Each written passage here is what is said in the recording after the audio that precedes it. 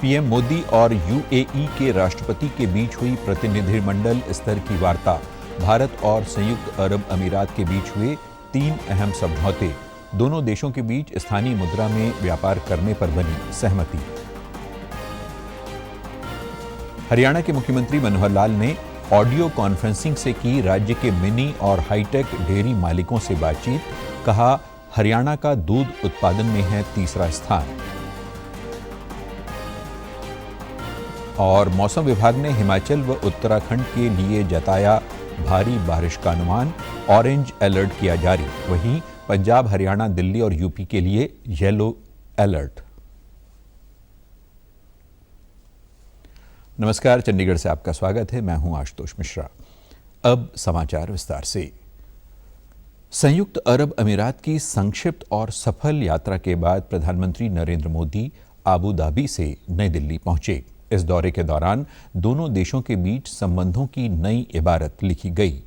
प्रधानमंत्री मोदी का Abu Dhabi में राष्ट्रपति के आवास कसर अल वतन में औपचारिक स्वागत किया गया।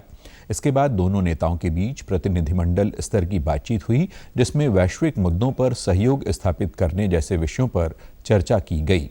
पीएम मोदी ने गर्मजोशी से स्वागत के लिए राष्ट्रपति शेख मोहम्मद बिन जायद अल नाहयान के प्रति आभार व्यक्त किया। उन्होंने दोनों देशों के बीच आर्थिक सहयोग में बढ़ोतरी करने पर यूएई की सराहना की। पीएम मोदी और राष्ट्रपति शेख मोहम्मद बिन जायद अल नाहयान की मौजूदगी में दोनों देशों के बीच समझौता ज्ञापनों का भी आदान प्रदान किया गया। इनमें सीमा पार लेन देन के लिए आईएनआर और एईडी के उपयोग को बढ़ावा देने के लिए स्थानीय मुद्रा भुगतान प्रणाली की स्थापना के लिए भारतीय रिजर्व बैंक और सेंट्रल बैंक ऑफ यूएई के बीच समझौता ज्ञापन शामिल है। इसके अलावा आरबीआई और यूएई के केंद्रीय बैंक के बीच उनके भुगतान और संदेश प्रणालियों को आपस में जोड़ने पर द्विपक्षीय सहयोग के लिए समझौता ज्ञापन शामिल है। आपस में जोड़ने पर बनी सहमति का हृदय से बहुत बहुत स्वागत करते हैं। हमें खुशी है कि सेंट्रल बैंक के मैसेजिंग सिस्टम को भी जोड़ने के लिए काम किया जाएगा। रुपे कार्ड को भी यूएई लॉन्च करने पर कार्य बढ़ाया जाएगा। यह हमारी डिजिटल टेक्नोलॉजी में मजबूत सहयोग का जीवंत उदाहरण है। पीएम मोदी की इस यात्रा के दौरान आबू धाबी में भारतीय प्रौद्योगिकी संस्थान दिल्ली की स्थापना का भी रास्ता साफ हो गया। दोनों देशों के शिक्षा विभाग ने इस संबंध में एक समझौता भी किया है।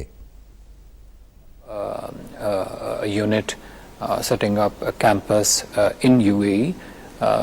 This is important not just from the perspective of our bilateral cooperation in the field of education, but it is also very significant in terms of bringing together the people-to-people ties, strengthening them further.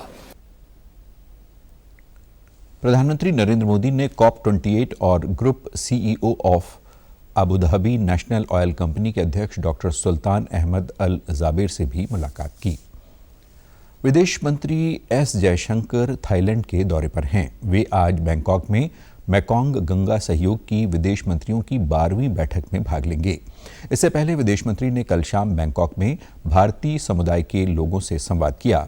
इस दौरान doctor S Jaishankar ने Bharat Thailand के बीच महत्वपूर्ण ऐतिहासिक और सांस्कृतिक साझेदारी पर बात की। बातचीत में भारत थाईलैंड रिश्तों में भारतीय समुदाय की महत्ता पर जोर दिया गया। विदेश मंत्री ने बताया कि भारत की लुक ईस्ट नीति और थाईलैंड की लुक वेस्ट नीति एक दूसरे की पूरक हैं। वहीं प्रधानमंत्री मोदी की एक्ट ईस्ट नीति इन रिश्तों को और मजबूत कर रही है। साथ ही उन्होंने बताया कि बिम्स्टेक और मेकोंग गंगा सहयोग संबंधों को गहरा करने के हमारे निरंतर प्रयासों को दिखाते हैं। दोनों देशों के बीच सुरक्षा और रक्षा के क्षेत्र में बढ़े आदान प्रदान के अलावा बातचीत के दौरान भारत और भारतीय समुदाय के लिए अमृतकाल की महत्ता पर भी बात की गई।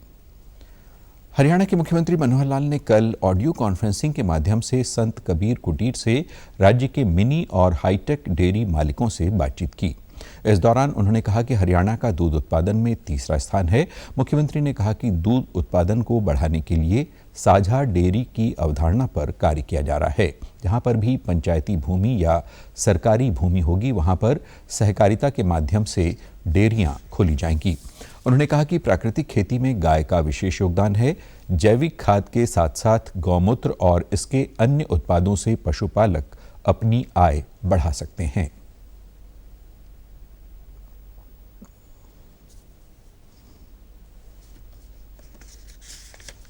दूध उत्पादकों की कंपटीशन, उनकी प्रतियोगिता बढ़े, तो उसके लिए हम बहुत से मेले लगाते हैं, बहुत सी प्रतियोगिताएं करते हैं, इनाम भी देते हैं, और उससे दूध अगर बढ़ेगा तो हमारे गरीब परिवारों की आय भी बढ़ेगी और हम लोग अपने इस दूध की आवश्यकता को पूरे समाज के लिए और उसका उपयोग कर सकेंगे, उसका प्रबंध कर सकेंगे। वैसे हमारे प्रदेश की दूध की जो उत्पादन क्षमता है, आसपास के सभी राज्यों में मैं समझता हूं हम दूसरे या तीसरे स्थान पर हैं, लेकिन हम प्रयत्न करके कैसे प्रथम स्थान पर आएं, इसकी ओर भी आगे बढ़ने के लिए आप और हम सब मिल करके इस काम को करेंगे। मुख्यमंत्री ने कहा कि आज भूमि जोत लगातार कम हो रही है। किसानों को अतिरिक्त आय के वैकल्पिक साधन खोजने की जरूरत है और डेयरी एक प्रभावी माध्यम है जिससे किसान अतिरिक्त आय प्राप्त कर सकते हैं। हरियाणा में वर्तमान में 3,300 सहकारी दुग्ध समितियां हैं। इसके अलावा 6 दुग्ध संयंत्र हैं। उन्होंने कहा कि हम 200 करोड़ की लागत से रेवाड़ी के गांव भेड़ावास में 500 लाख लीटर क्षमता का दूध संयंत्र स्थापित कर रहे हैं। हाल ही में राज्य के विभिन्न हिस्सों में हुई बारिश का जिक्र करते हुए सीएम ने कहा कि इन जिलों के उपायुक्तों को निर्देश दिए गए हैं कि जिन जिलों में जल भराव की समस्या नहीं है, वहां से हरा या सूखा चारा मंगवाकर पशुपालकों को उपलब्ध करवाया जाए। देश में कई जगहों पर टमाटर की कीमतें आसमान छू रही हैं, लेकिन केंद्र सरकार के हस्तक्षेप के बाद टमाटर की थोक कीमतों में कमी आई है। सरकार ने आज से टमाटर को 80 रुपए प्रति किलो के हिसाब से बेचना शुरू कर दिया है।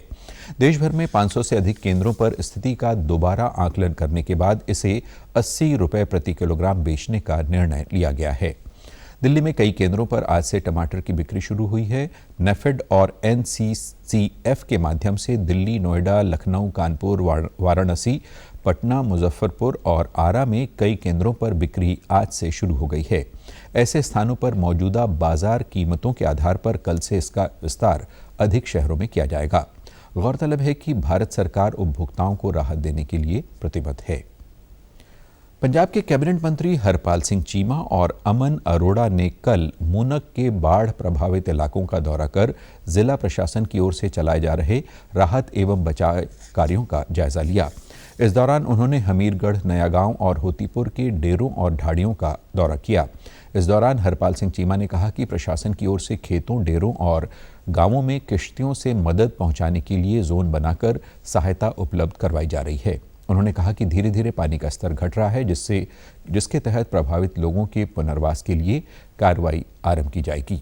वहीं कैबिनेट मंत्री अमन अरोड़ा ने कहा कि सरकार की ओर से ऐसी पुख्ता योजना तैयार की जाएगी जिससे हर साल बारिश के दौरान आने वाली मुश्किलों का उपयुक्त हल निकल सके। मौसम विभाग ने उत्तराखंड, हिमाचल प्रदेश और उत्तर प्रदेश में भारी वर्षा का अनुमान जताया है। मौसम विभाग ने हिमाचल प्रदेश के लिए कल के लिए और उत्तराखंड के लिए 18 जुलाई तक ऑरेंज अलर्ट जारी किया है। वहीं पंजाब, हरियाणा, दिल्ली और राजस्थान में अगले 4 दिनों तक येलो अलर्ट जारी किया गया है। मध्य और पूर्वी भारत में अगले 5 दिनों तक मानसून सक्रिय रहेगा। वहीं पूर्वोत्तर भारत में वर्षा में धीरे धीरे कमी आएगी। पश्चिमी तट पर वर्षा में वृद्धि की संभावना है। हिमाचल प्रदेश में मानसून लगातार सक्रिय बना हुआ है और राज्य के अधिकांश हिस्सों में व्यापक से भारी बारिश हो रही है। मनाली के कई इलाकों में आज बारिश हुई। वहीं किन्नौर में भी कल रात से बारिश जारी है। वहीं भारी भूस्खलन के कारण बंद मंडी, कुल्लू, मनाली और लेह सड़क पर फिर से यातायात आरंभ हुआ है। इसी बीच मौसम विभाग ने राज्य में 1 सप्ताह तक मानसून के पूरी तरह सक्रिय बने रहने और अधिकांश स्थानों पर भारी से बहुत भारी वर्षा की संभावना जताई है। और अब खबरें फटाफट।